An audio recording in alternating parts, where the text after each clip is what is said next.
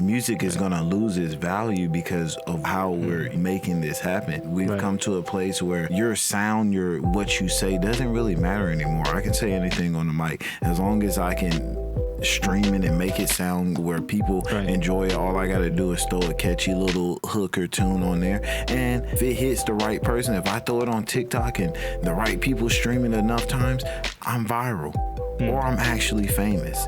Be able to cut off at any time, because see, sometimes you get so comfortable in that person, in that character, and you forget that this is not actually my life. I still gotta go home to the real. A lot of people do it on social media where they show this image of a luxury or the green, but then when you actually walk into their life, it's really more brown than. And so those are the people who have let you get to their nucleus, you can see more of their. Exactly, and those are the people who have let the character take over them. So I'm releasing a podcast called Emmanuel.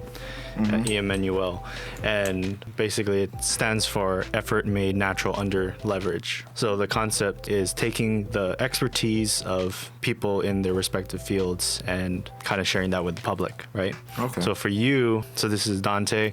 He's a how do I even introduce you? This is pretty new for me. What's crazy is, even as you ask me the question, I get this question all the time, and it's still even hard for me to explain it. Even when I was talking to you, we first had our original conversation, it was like I wanted to tell you like, oh, I do a lot of things, but then you're like, anybody can say they do a lot of it. How do you put that in one setting, especially when so many people don't do all these things? And so for me, I would call myself an entertainment tycoon. Like, I do some type of work in all entertainment, no matter if it's in the creation or if it's in the ending of it. I definitely like it a lot better than your original answer, which was jack of all trades. I think this one really encompasses the niche that you sit in and live in a lot better than jack of all trades. Yeah, because I think part of that conversation we're talking about, like, some business owners, they own like a landscaping business, and then they also do concrete, and then they make music, things in completely different arenas versus skill stacking in your niche, right? That's kind of, and it's crazy because I couldn't see myself doing all of that, like having so many different type of jobs and them being so far away from each other, industries, or just work wise. If you're talking about a dude's cutting grass, he got to go home, take a shower, get all that, then he's gonna come and do the music, all of that. I feel like with me or my jack of trades are all set in the same, moving outside of my industry really, other than maybe with my nonprofit. Even with that, it's not moving out because I still teach kids what I do. They do in my regular, all the other things that I do. And so for me, it's not really even, I'm not really far off or anything. I try to keep it all in a tight core group. Yeah, when we first got introduced to each other, I was like, okay, definitely this guy's main thing is like producing music, for sure. Yeah. That's where I saw you smile the most and talk most passionately about. Right. So we're actually in Dante's studio today. This is where he records and produces artists and records and produces his own music. Yeah, this is Free God Studio. Also, I collab with my business partner, Mobex, and his name's Pat. He does great work too. This is the creation zone, man. This is the sanctuary.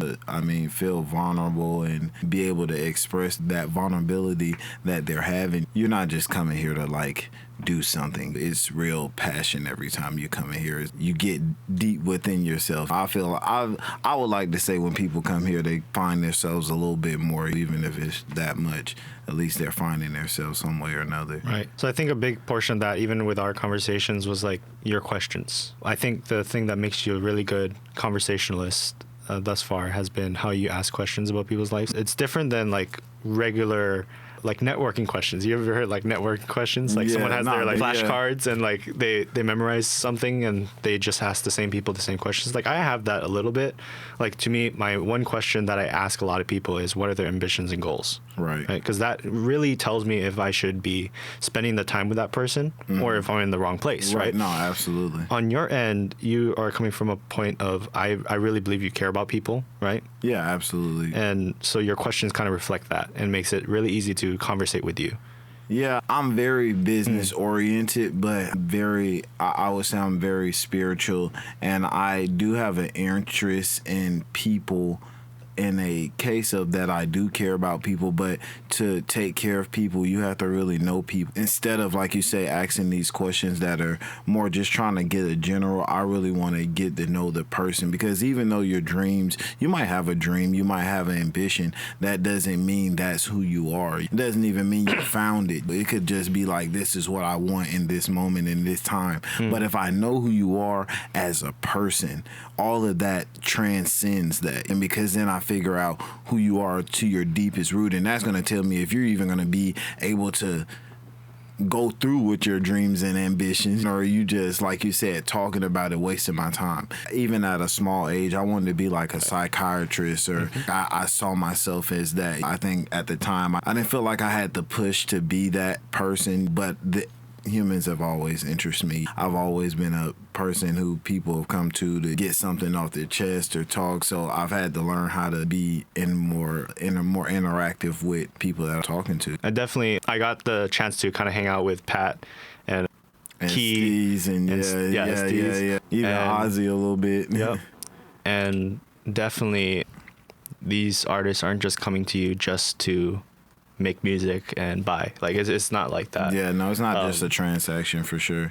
So definitely, I mean, I've seen production mills. That's what I would call it. Production mills. Your back-to-back bookings, like just like okay, record, get out, record, get out. Let me do my thing behind the scenes.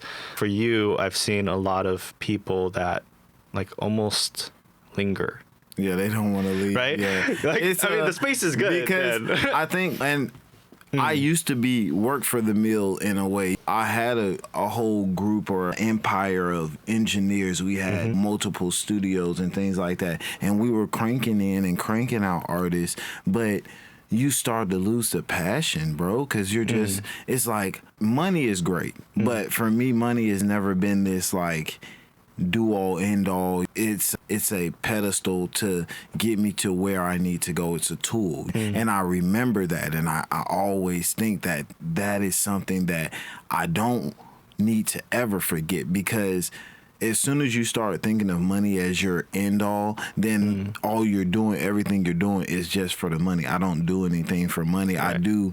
I get money because I have to, because it's the pedestal to actually fulfill my actual dreams, which is helping people, which is inspiring, which is showing, giving that knowledge. Those things do help the process go easier, but it's not the end all. And so when I'm in these relationships with these people, again, when you're an artist, you're the most vulnerable human in a regular day, because you're always expressing your true feelings. Most of us work a 9 to 5. We might feel something. We might hate our job, hate what's going on in our life, but we got to survive. We got to pay bills, so we don't get to go and at least complain to everybody. And most of the time, we don't have a good way to express those things, because nobody's just coming in the studio after they get off their 9 to 5 like, I need to get my day off on the mic.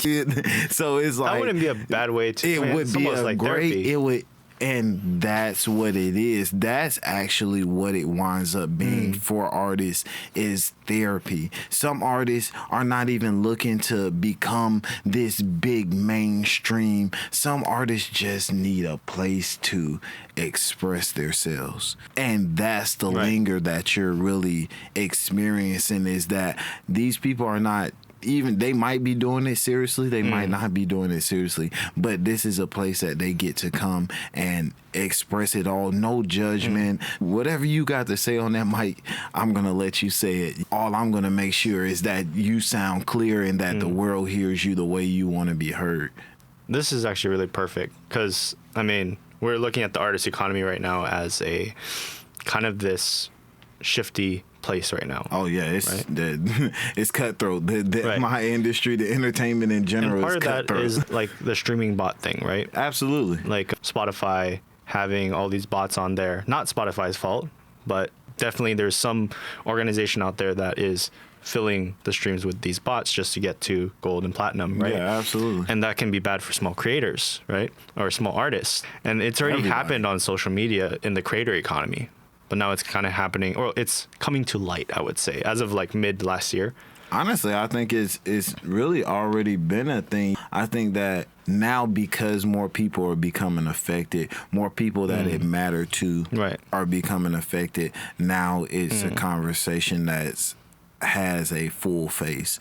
I think before it was like everybody was just trying to get it. Oh, I see what's going on. Let me, and nobody was saying, "Hey, man, like." This in the long run isn't gonna sustain us. Music is gonna lose its value because of how we're making this happen, and that's what's happened. We've come to a place where music, your sound, what you say doesn't really matter anymore. I can say anything on the mic as long as I can stream it and make it sound where people enjoy it. All I gotta do is throw a catchy little hook or tune on there, and if it hits the right person, if I throw it on TikTok and the right people stream it enough times, I'm viral, or I'm actually famous. And then off of that, that's it. All I need to do is stay in the limelight. When you say viral versus famous, viral is like split second, and famous. Well, yeah, because like, I feel like viral is like one hit wonder. Like it can go on to be something else, but most of the time, people that go viral one time, because the thing about viral is it's an accident. People like a hole in one and go. Yeah, okay. That's why people are trying to repeat it so much. That's the issue though, is that people see that, oh, I could get famous this second by doing something stupid or that doesn't give any knowledge or help to the world, and it'll take me all the way just for a laugh or a giggle or just that 20 seconds of watching on a reel or a TikTok. That's gonna take me further in the world. That's how we're looking now. We're not where our parents used to look at.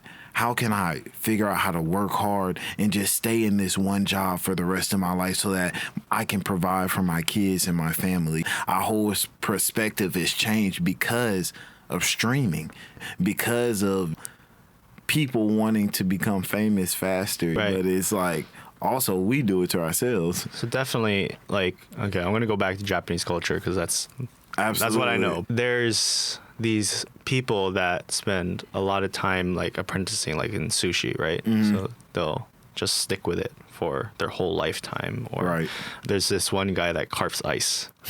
That's all he does. He carves ice. But he's amazing at it. Right. So his blade, he's had this one blade for his whole career, and he sharpened it down so many times that it's now like yay big. That's crazy. Right? So he'll cut the ice, and then, of course, he has to take care of his knife.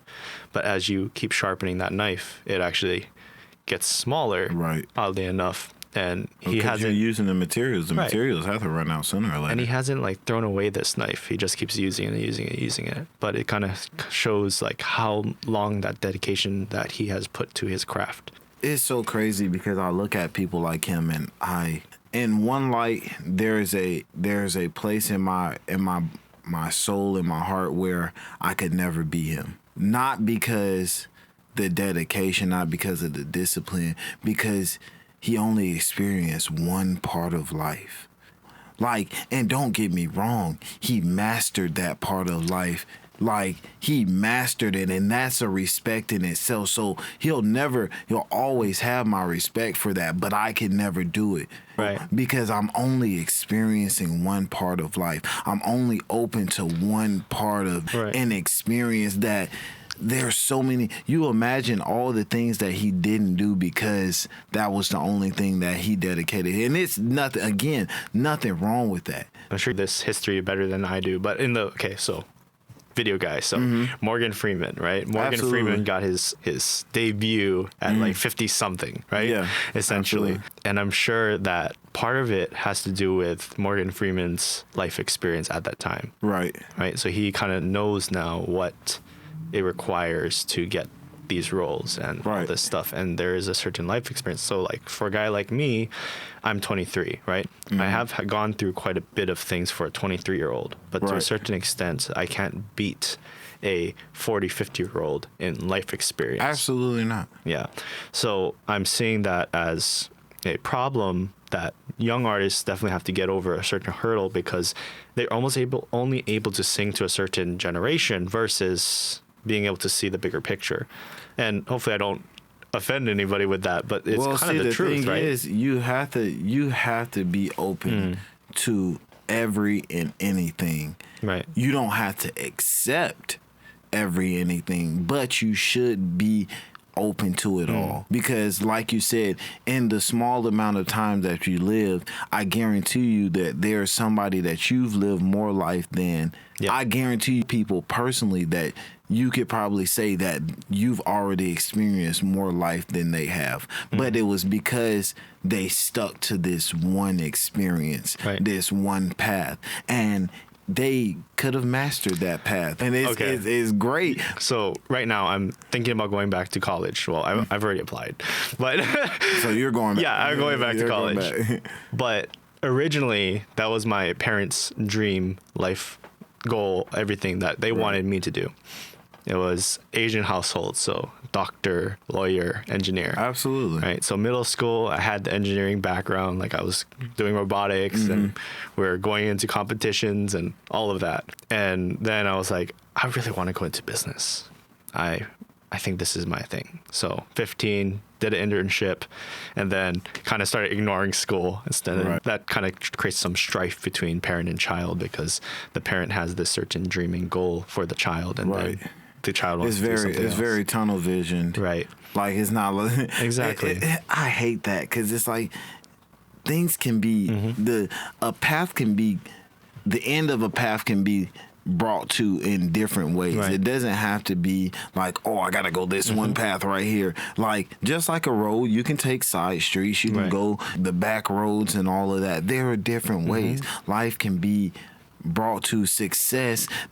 I would feel like the success that they would want for you could have been brought on in so many different paths in life. You know what I'm saying? Definitely now. Because for my wife and I, so this is my first kid, but I also was instant ramen dad to my teenager stepson. And this is the first time I really am thinking about how I can cultivate him as a person, right? Support him and try to not put him down, right? But to build him up rather than break him down and mold him into who I want to be, him to be, or whatever's. And that kind of thought process comes from like, dude, I spent like 7-8 years out here pursuing what I want to do, and I haven't regretted it, right? At all. That and niche. You're actually happy. Exactly. And on top of that, if I had gone to college and chose like a pathway, like, oh, I'm 18 now, or 19, whatever's, 18, 19, and I was like, I want to go to college. This is my degree. I'd probably be switching degrees right now, because first of all, like, to me, I learned so much by actually being in the industry and learned what I didn't like about the industry too. Right. There's certain things I don't like about the industry. Absolutely. But now I'm able to say, okay, cool. So I'm going for a digital cinematography bachelor and associate. And I know that my skill set now that I've cultivated over the 7-8 years, now thinking about branding, marketing, I can then take that, hone it on a skill level, on a technical level, and also bring more value to my peers. Right. So on a networking point of view, I can say, I'm not going to bring my high school diploma and just that to the table. I'm going to bring my piece of paper. Right. That's really what it is. Still a piece of paper. Piece of paper. A more important piece of paper. But I can also bring the 7-8 years of experience in the industry and be like, hey, this would be how you should do it client facing. Right. Or I can talk about these things that they might not teach in a technical type of schooling. Absolutely. Right? And on your end, that's why I really like talking with you, is because you're thinking about things not just as the music, right? You're also thinking about what it takes to create that music, what life experience it takes to create that music, which is I think I kind of take that with every level of life. So when I used to I still do it, but I'm an MC on the weekends, do parties. I used to really... this is an MC voice. I used to really promote parties and but now I'm just doing more of MCing and hosting now, because honestly, that's just where I feel comfortable and I like to do. But when I was doing that, I really didn't know shit about parties, bro. Like, I was 4 years sober. I didn't go to parties. I would let my wife, like, hey, babe, go do what you want to do with your friends. I'm going to be at home playing the video games. That's me. I was comfortable. Anime, video games, nerd at heart. That's funny you say that. My wife was asked by, like, we have this, like, life coach that's working with us, marriage coach a little bit, and she was asked to list out a bunch of things that she appreciates about me. And one was I don't like clubs. I don't go to clubs at all. And it was funny because, like, God, creator, whatever, is like, the blessing was that I don't really like bright flashing lights and loud music, like certain frequencies. Like, I can do bass, like I can do loud bass. I can appreciate bass. I can understand them speakers, especially just certain levels of frequencies. Like, it's the same frequency as my child crying. Unfortunately, sucks because now I have a 1-year-old, so that's every day now. I'm not about to deal with the club and my baby at the same time. Exactly, and then. So essentially, it's great because I have no desire to go and fuck around and find out. Right.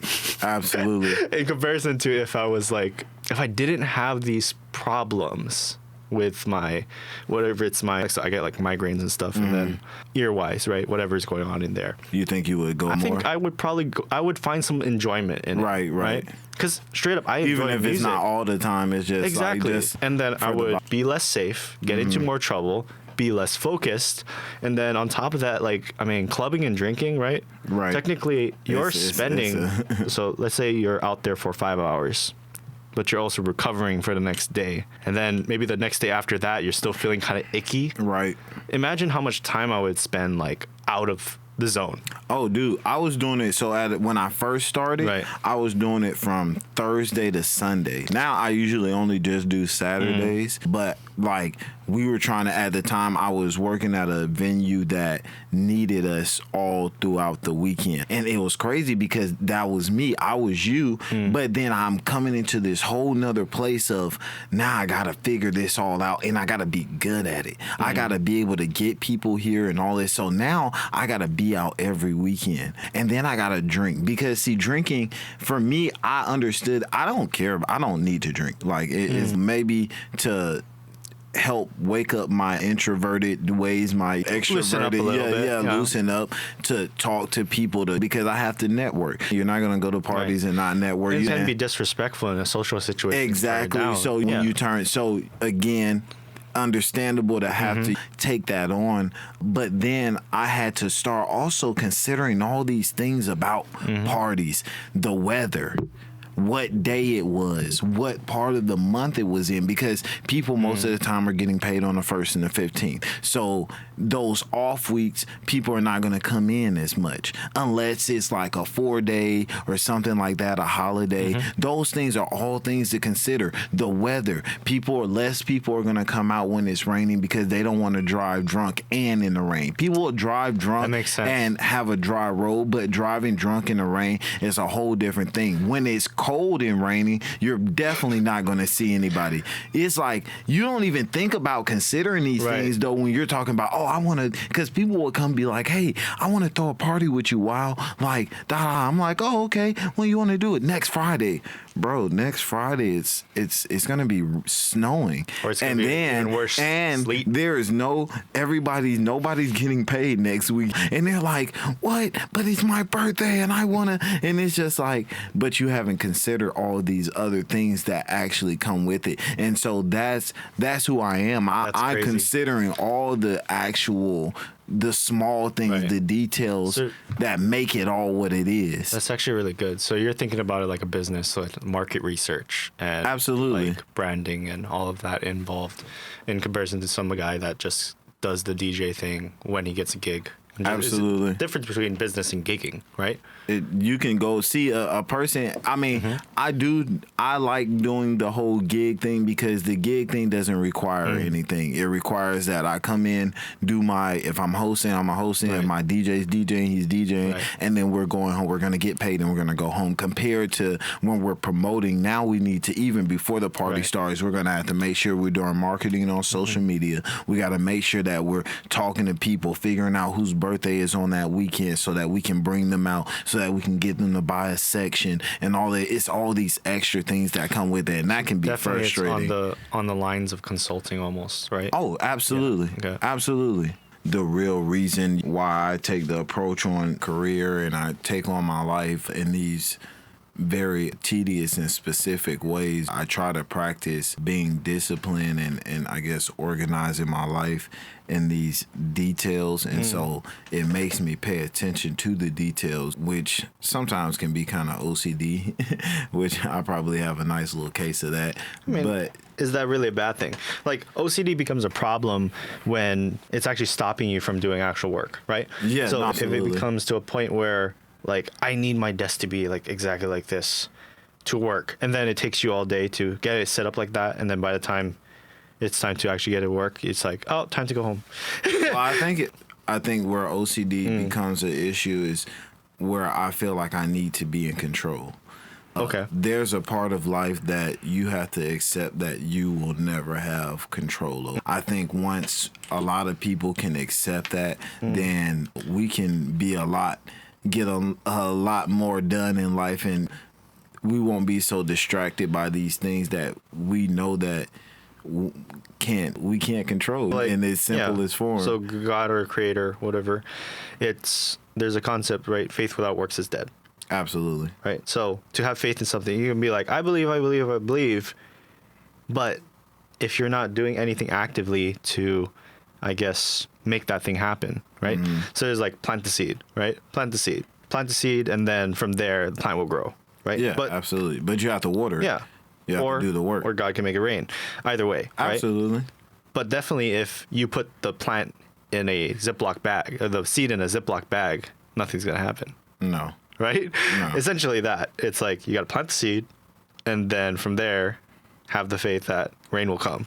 Well, also, I think that this was a great thing that I learned from my grandmother. I'm often learn mistakes from people in a way that they become great lessons for me. My grandma was very religious, a big Christian. Still a big Christian. Both of my grandmothers were.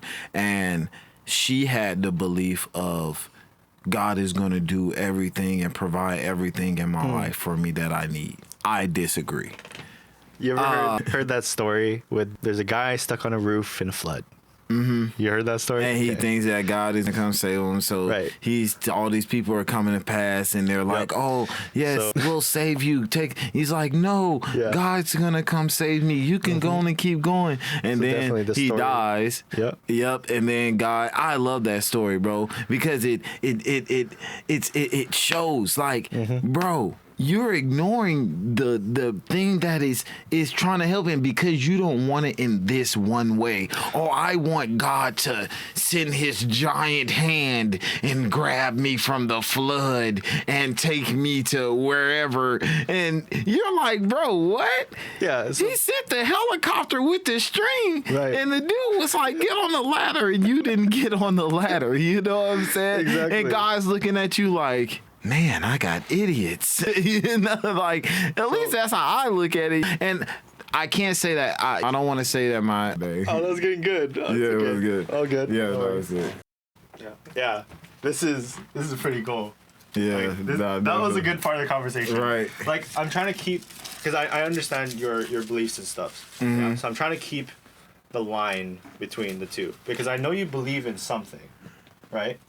Yeah, but see, the thing is, that's why I love my belief so much, bro. Because my belief doesn't interrupt anybody else's belief. It doesn't offend anybody else's belief. Because in my mind, I believe the same thing you do. This is perfect. I just don't have like this, like, I don't have titles for it. There's no actual like, oh, this is the religion name, this is the belief called, this is the person who. I'm just me, man, and I'm living in my own belief by my own experiences, and I'm letting life be my God. Not per se life is God. This is but really perfect. Yeah. Because I used to be very atheistic, right? I didn't even believe anything. Right. Why not, though?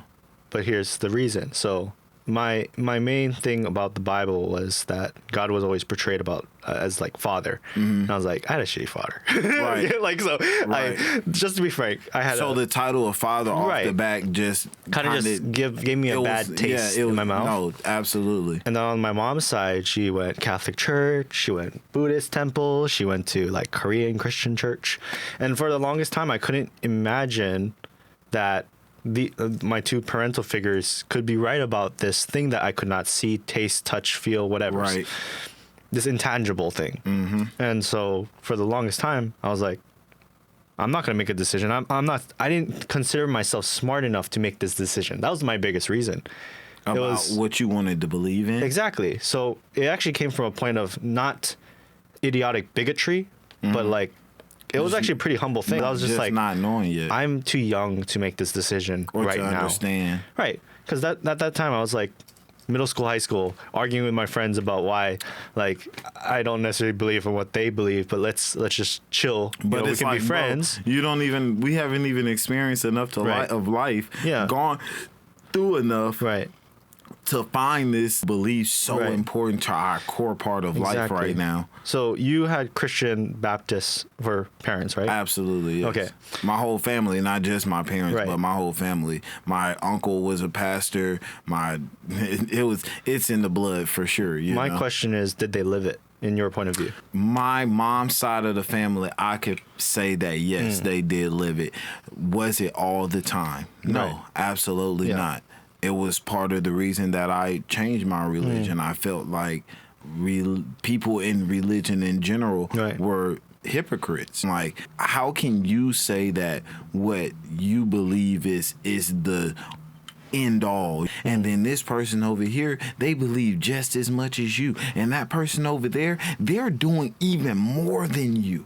They're spreading their faith even more. I used to look at Jehovah's Witness, the ones that come to your door, and I would be like, look, we're over here trying to get all nice for church. We have to get in our nicest cleanup and duds and all of that, and we got to look the best. And they're coming to our house before we even got to church, and they're trying to talk to us about their God.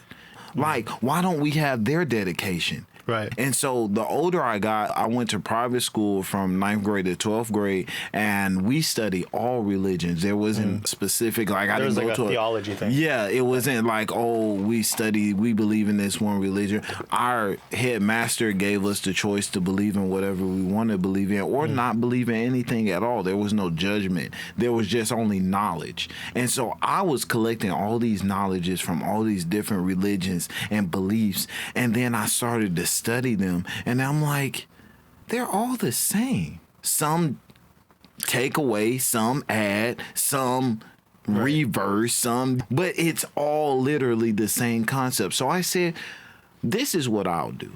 I won't focus on so much of a specific title of religion, a specific title of person. I will just live my life in the way that I feel like I should and I believe in.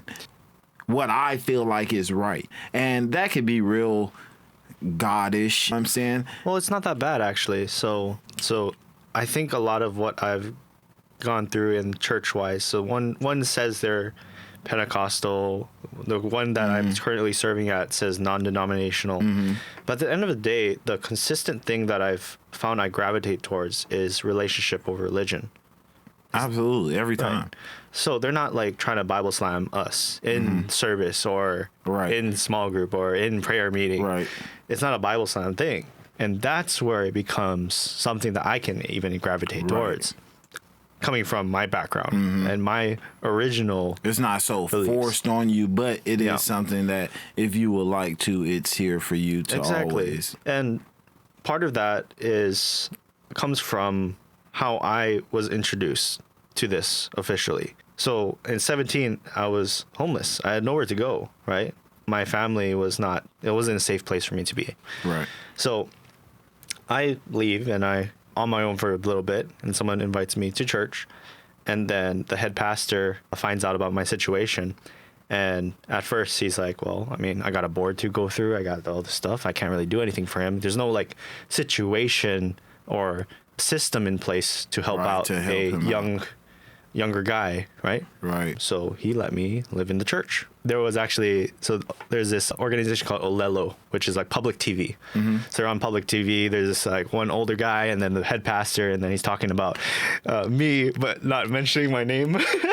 And so I guess the head pastor, he kind of like teared up a little bit, and he's like, dude, you can stay in the church. And I just got immersed, right? From then on. And what happened there was I was still like trying to figure out like, okay, what's this guy's deal? Right. What is this a pure intention, or is he really just trying to help me out? Like I was still like, I couldn't imagine that someone would just like give me something for like, no, I can't provide him anything. Right. I can't do anything for him. Like, why the hell? Especially when you've lived this life of not having people give even your own family. Yeah. That can really build non-trust of people in you. When it's the same thing as a dog that has been abandoned, and then they have a person who's nice. Oh my God, it's crazy you say that. It was almost like, I feed you, do tricks. Right. That's the transaction. It is kind of like a dog. That's what you thought it was gonna be. Like, oh, he's just gonna. But that's why the dog is though, because the dog is went through an experience and has been traumatized, and so now lives this life. Bro, you just gave me a realization. Oh my God. Yeah. So essentially, it was like, oh, we pay for your private school. We pay for your. Well, I play golf, so golf lessons. Right. You must perform and do these tricks in this certain way at this certain level. Right. That's so nuts.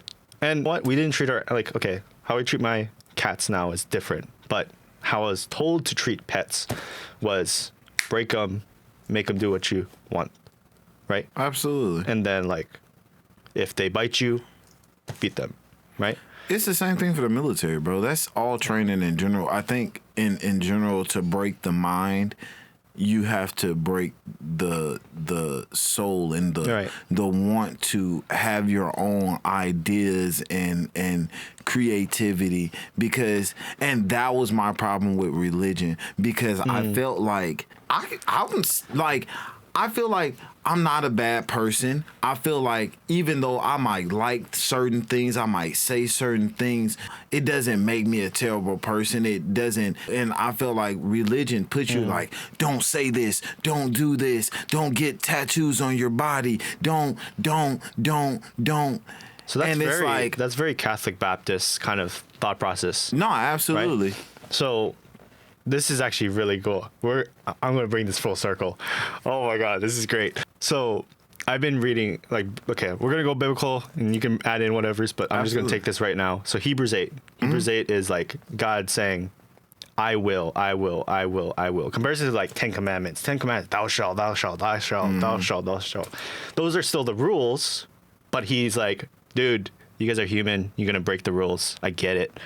So I will be merciful. I will be forgiving. I will. The whole thing is, logically, if you give somebody choice, you can't expect them to always choose what you want them to choose. So the expectation changed. Right. And that's where I was like, okay, this is not making sense to me. And because they're saying no, God means this. God means this specifically, Right. And you're like, no, I think he meant like generally, bro. Right. So this is really good because that's the God I got to experience by being in that church. I was looking for this guy on the pulpit, this pastor, he was actually a bishop, so he managed a bunch of churches. Right. I was looking for some fault in him. And yes, but I heard him swear. I heard him say shit a couple times or whatever, and that's fine with me. You said shit. The first time he said it, I was a little bit like, oh, whoa, okay. Oh, you can do that. But also, this guy was actually a musician. He was a performer. He was a big performer in the Filipino community back in Hawaii. This guy, I'm going to just name him, but just do a little name drop, Eddie Alganaldo, right? All right, shout out Eddie. And actually, that's why my kid's name, his middle name is Eddie. Oh, so it's Manuel, Eddie, and then a little bit of Hawaiian, so it goes Kaimilia Okalani Naito.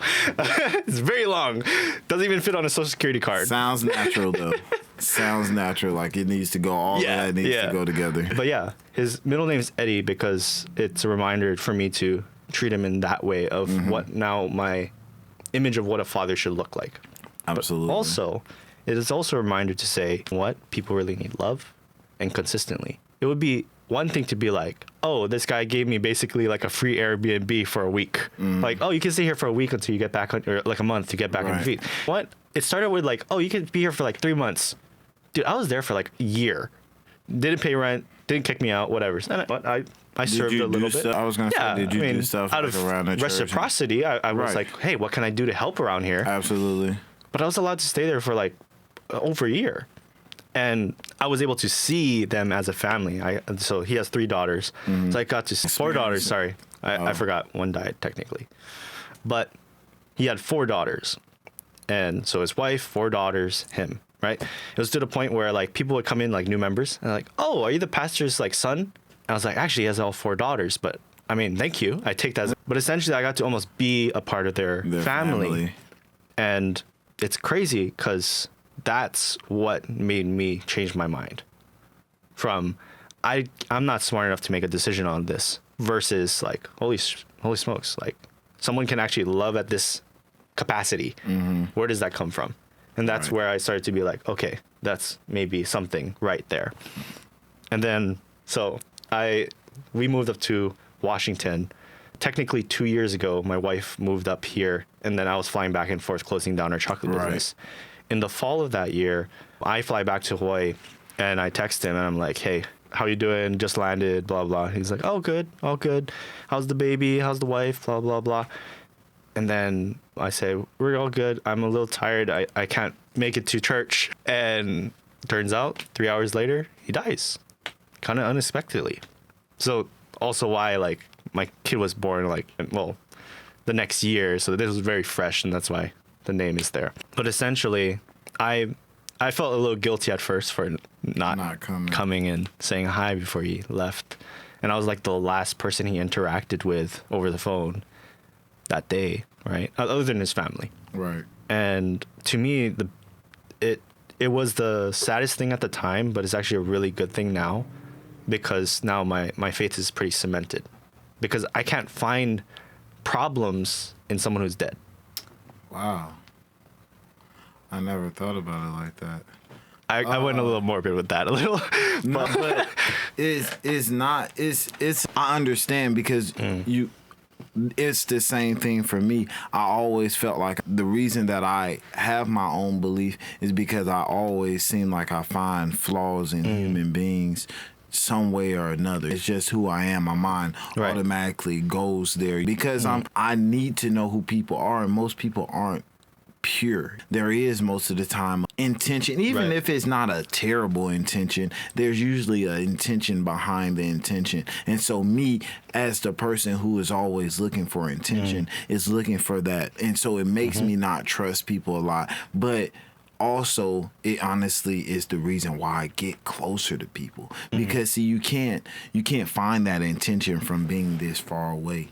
I have to get in and really. That sounded really good on that mic. But I can't really get in and really know you in this way if I'm standoffish, if I'm not around all the time. It was the same thing with the parties.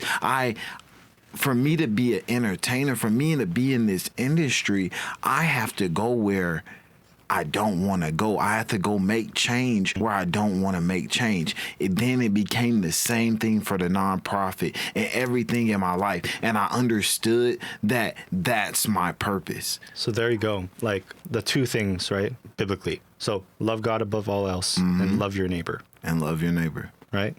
So I feel like you emulate those 2 things.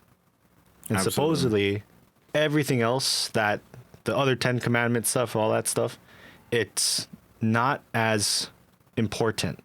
It's still important, but on the scale, it's a gray area. Right. I feel like, because those 2 things are the peak for everything else to fall down under. Right. Because I can make an excuse for killing somebody.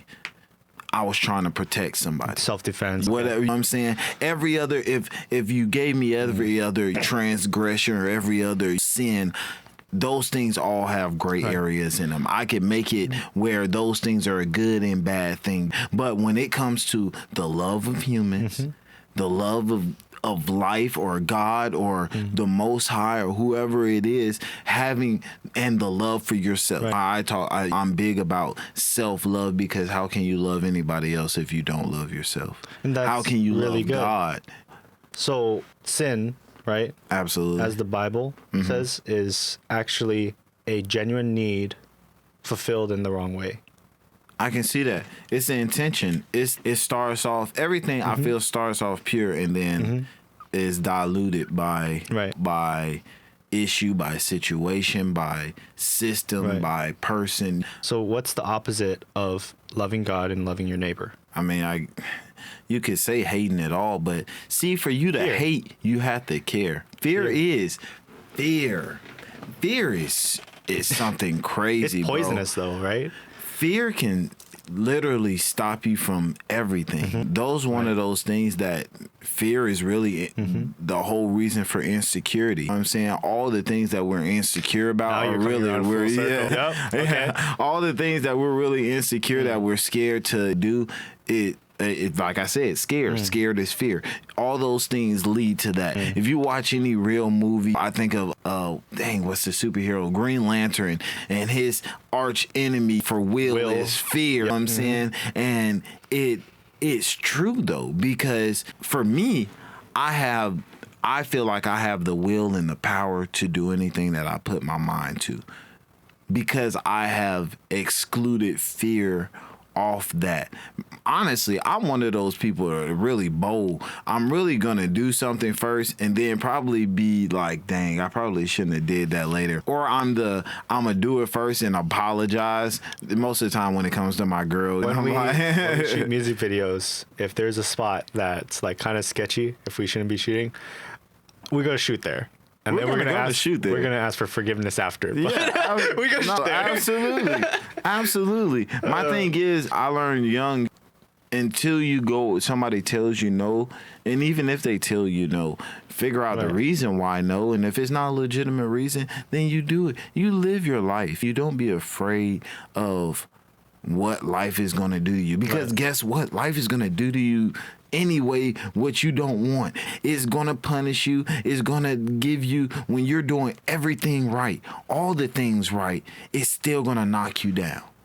It's still gonna, so why not go and experience those things anyway? Because you're gonna steady be afraid of something or another anyway. Why not just go out here and do it? So for artists, that's the biggest thing. Absolutely. Right? Absolutely. So Fear. And insecurity in itself. That's definitely the opposite of self-love. Absolutely. Right? Self-care, self-love is the opposite of fear.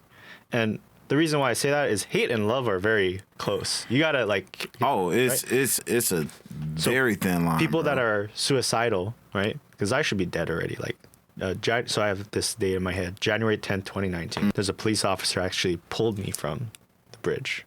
I was over. I was gone. I was like, and then he pulled me back over, right? That should be the day I died, right?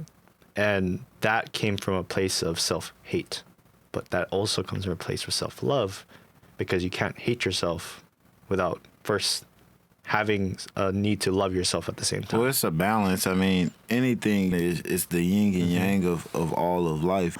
Love and hate. You know what I'm saying, all parts They're like of siblings, life. bro. Yeah, they all have that balance that is needed to continue on. You can't say you want to be a hero and not think that you're not gonna have villains, and you can't be a villain and think that there's not gonna be a hero that's not gonna want to stop you.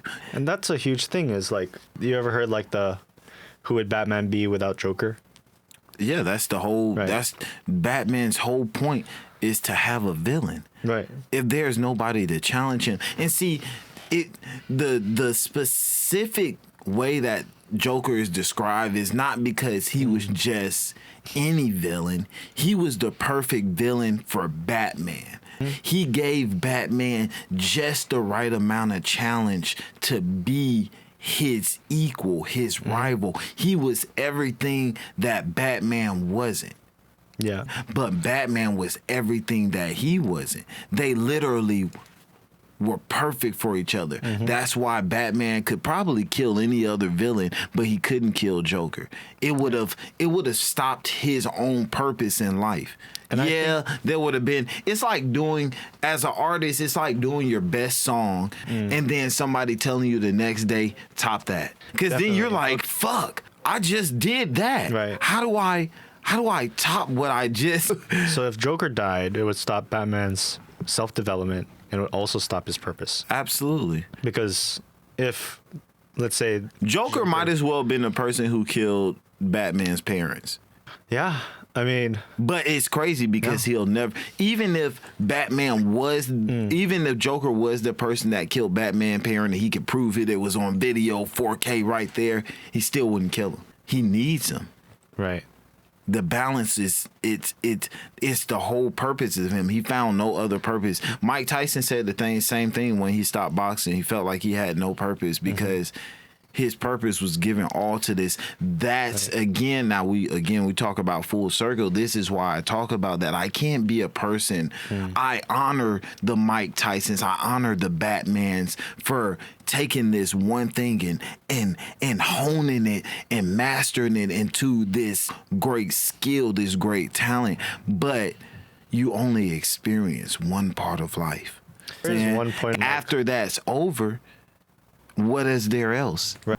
What else is there after you've defeated all the people you can defeat, after you made all the money you can make, after you fought everybody you can fight? Once that's over, what do you have? That's a very good point. When I look at Mike Tyson now, or let's look at Shaq. Sorry, Shaq's a better version of this. Absolutely. Right now.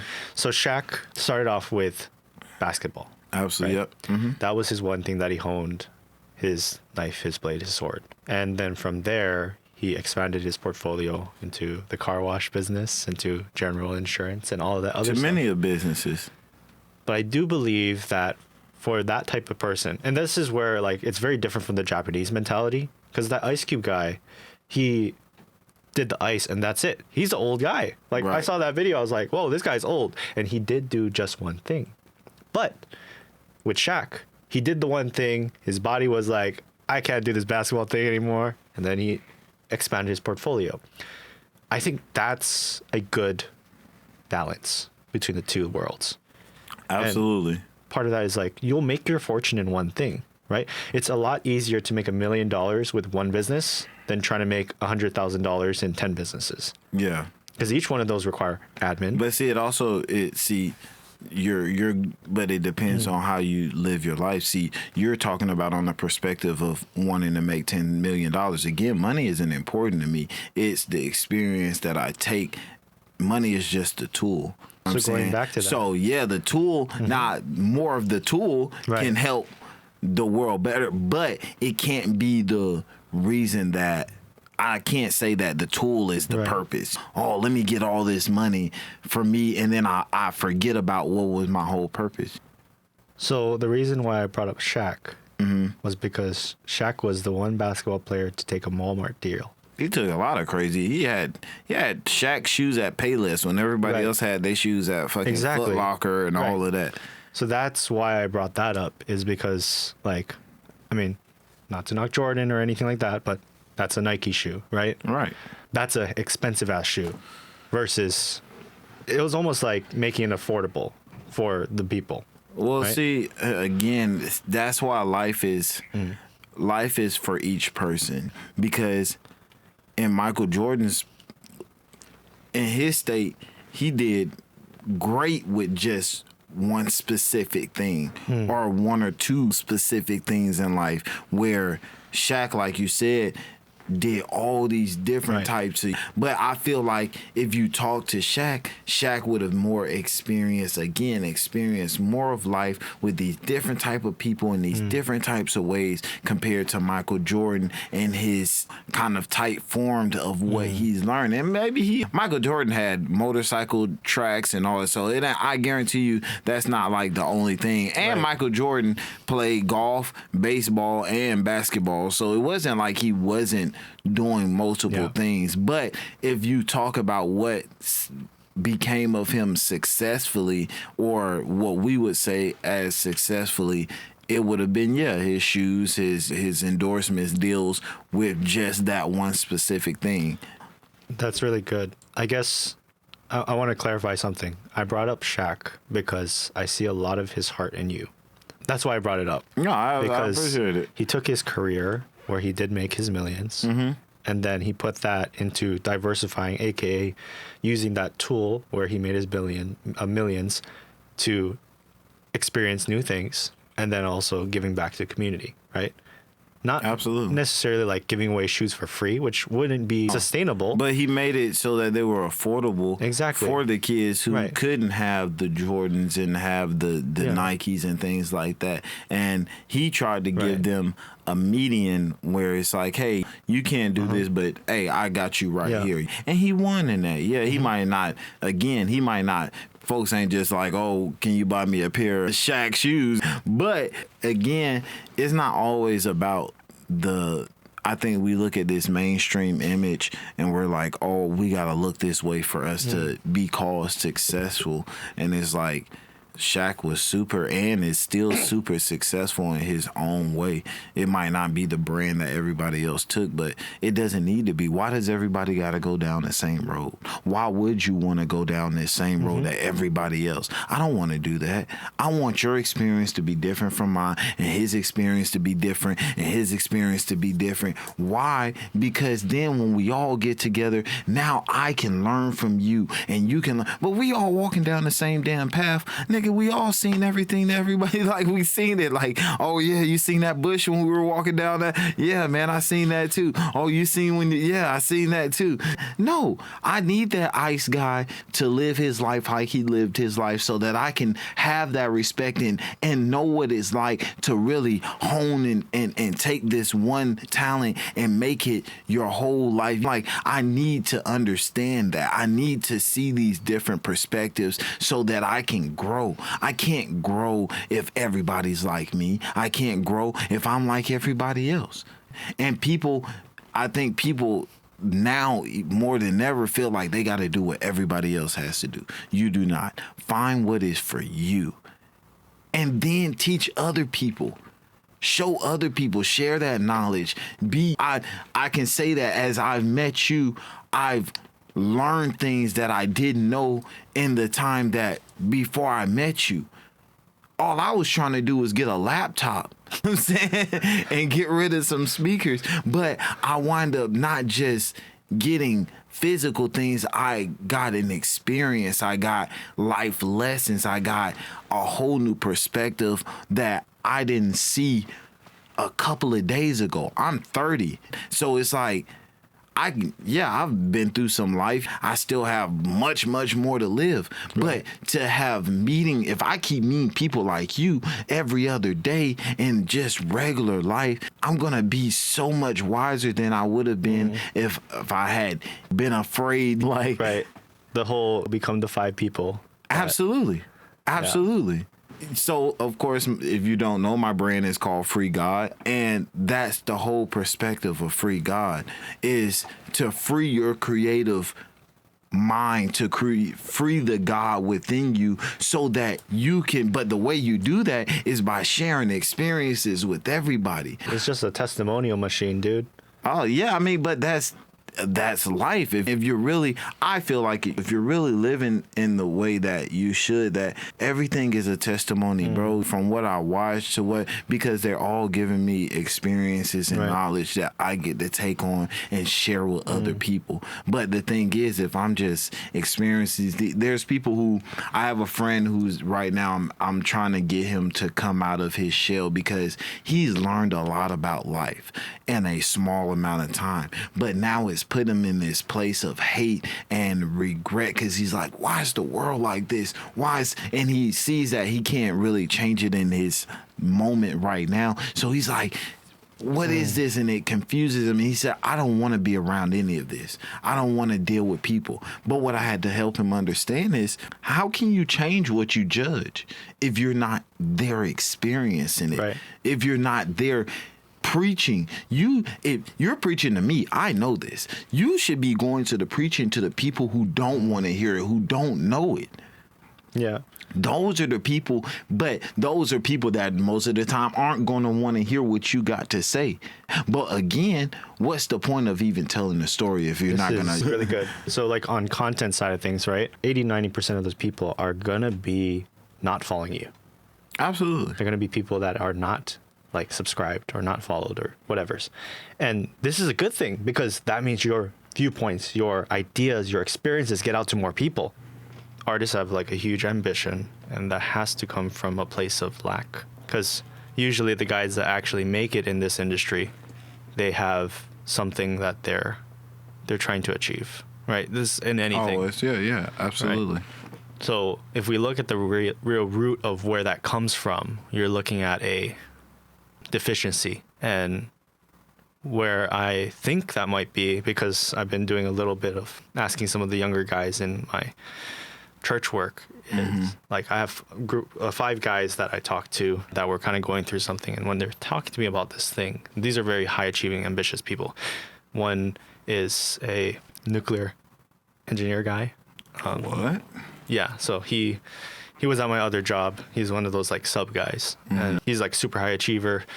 There's a guy that's in the medical field that's going for higher education, right? So basically these are all guys that are trying to achieve more in their life. And so I asked them, like, have you ever heard, like, are you enough? Right? Like, that's 3 words, but 3 words that we don't usually hear in succession, right? It might be you are not enough is more of what we hear right in our everyday in lives. In some type of way you're not. Exactly. In some type of capacity. I guess for me especially, like, I haven't heard that before from somebody else. Are you enough? Right. That you are enough. Yeah. Or at least for the longest time, until like maybe 3 years ago, I probably heard it for the first time in my life. Right. And I think there's a deficiency there in the creator economy, in the, like, even for guys on YouTube that are making videos or production wise. And then I'm sure it does exist for artists. Like, it's a thing that like nobody wants to talk about though, right? Right. Absolutely. Honestly, in all aspects of life, you technically are enough for every point of life you're in, because if you weren't, you would have been dead. It's simple. It's as simple as that.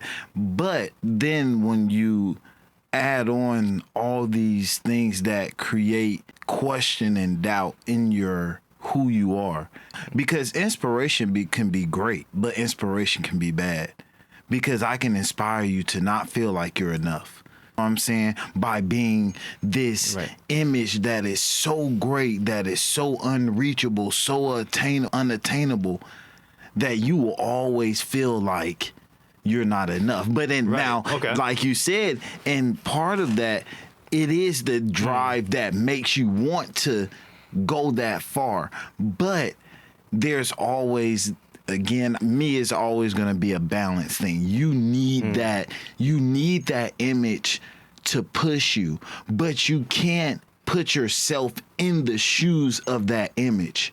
Use it as a push, but a push for yourself.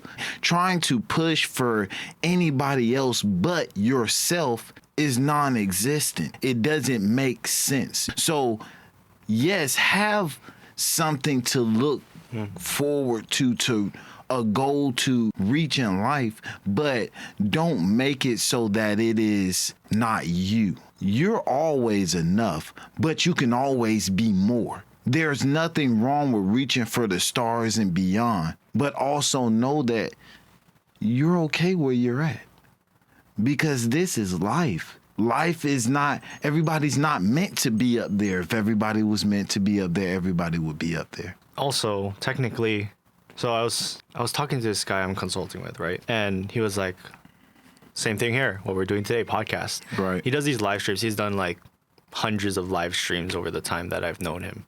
He essentially has done hundreds of podcasts without the production quality of a podcast and the stress of having to put on a podcast every whatever your schedule is. Right. And so I asked him what's stopping him. And it is that fear thing that we're talking about earlier. On top of that, I asked him, like, who are you comparing himself to? So he actually compares himself to Good Mythical Morning. if you ever seen that. And I was like, don't you think that the 1,000 followers that you have right now, do you think any of them are putting out content like Good Mythical Morning? Or are they just taking pictures of their family and posting pictures of their latest meal onto Instagram stories? Absolutely. So it's like, yeah, what you're doing is way more than enough because he's consistent, right? Well, also, you're looking up to a character and not a person. Exactly. I know that better than others when I do these events on the weekends and I'm playing this. I'm not this like super hype all day, like just the way you see me in parties is not the way I am. This Right. Like I'm not trying to be cool and suave all day and all the time. It's the purpose of the character for the mission. Right. As long as you know how to switch that person off and on when it's needed, then it's okay. But don't let that person be who you are. The character is not me. I am the character. I can play it, but I'm not going to let the character play me where now I'm letting Nick take control of my life. Full on Jim Carrey. Yeah. That he's the character. Actually, for actors, but it has to happen, right? No, well, see, yes, you do, but you have to. And some actors, you find out that some actors fall into their character where they've let their character take them over so much, where now they're doing the same things, or they've lost their minds and killed themselves. The actor that played the Joker and Batman, perfect example of letting the character take over who you are. And yes, he played the role well, but he played it so well that it became of him. Nuts, because we know him also for like teen rom-com kind of stuff, like what Tacoma's known for, 10 Things I Hate About You. So it's from going from that to like Batman and Joker. That's maybe it was the thing. Maybe what it was that it was more relatable to him than we actually knew. Again, a thing we don't understand is that the character that we create are in a way a part of who we are, especially if it's a good character. It's a part of who we are. And so in that point, you start to understand that I relate with this character, so I can put on this character, but I can't be this character all the time, or this character who this person is will take over me, and then I'm not who I'm supposed to be. And so you have to really, that's why I'm disciplined with my life.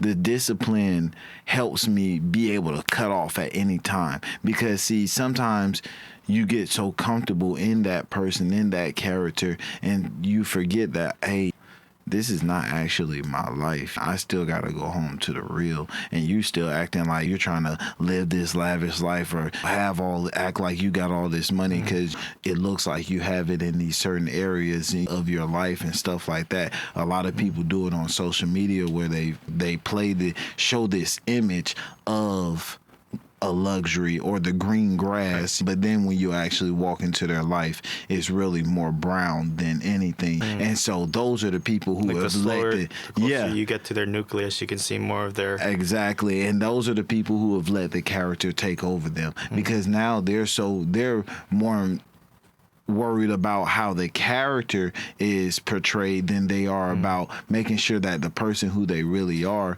is still being sustained. Right. Like the guys who just mod out the outside of their car but don't touch the engine. Absolutely. It's like you can have a fucking great outside looking car. Your car can be shiny and all of that. But then if I get in the car and they got fucking McDonald's bags and all of that on there, it's like you're still nasty on the inside. Right. And it's going to show somewhere or somehow on the outside sooner or later. That's the thing that you have to understand. That's why discipline is important. Because I could play this character for a long time. But sooner or later, my real me is going to leak out.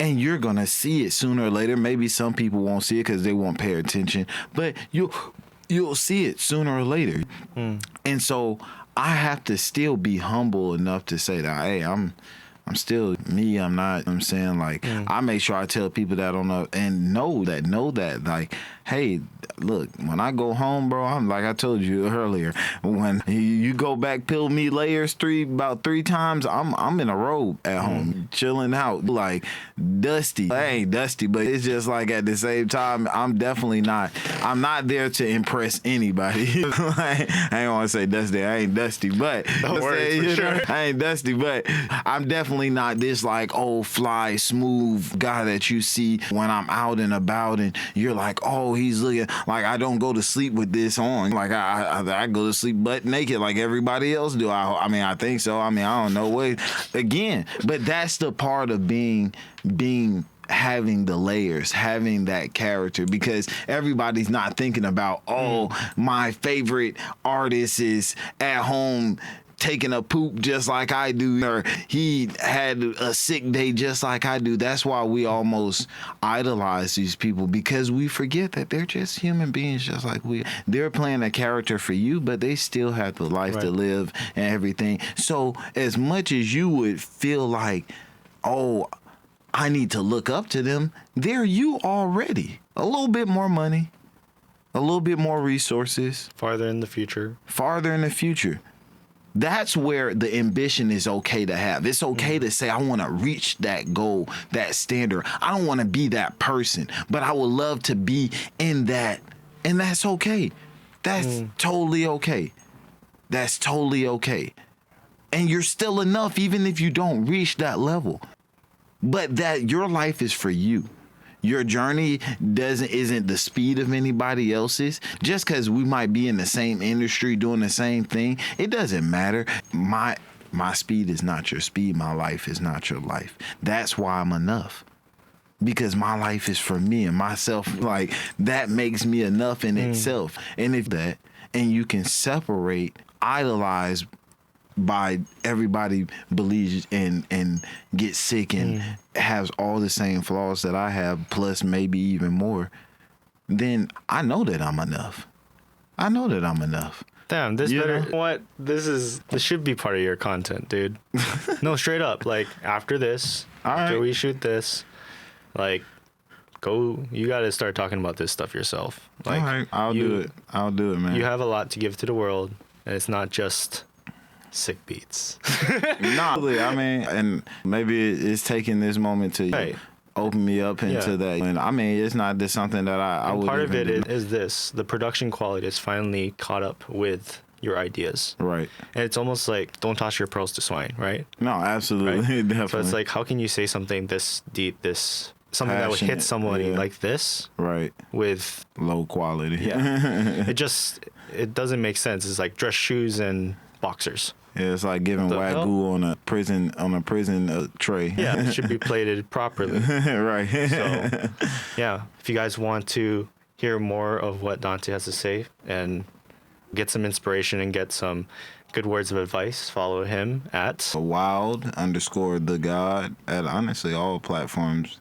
My music is just wild, and it's wild with 2 Ds. So, yeah. And thank you for tuning in to EMNUL. And hopefully that will help you. Originally, we wanted to do this podcast to see what we could do to help artists like leverage their art, but he gave us a lot of great value, and now it's like a little bit of leveraging life, and that got so much more like spiritual and like life advice than I originally thought it was going to be. But holy smokes, I think this is going to be a really good one. So thank you so much for being on here. Awesome, man. I appreciate you, man. Thank you.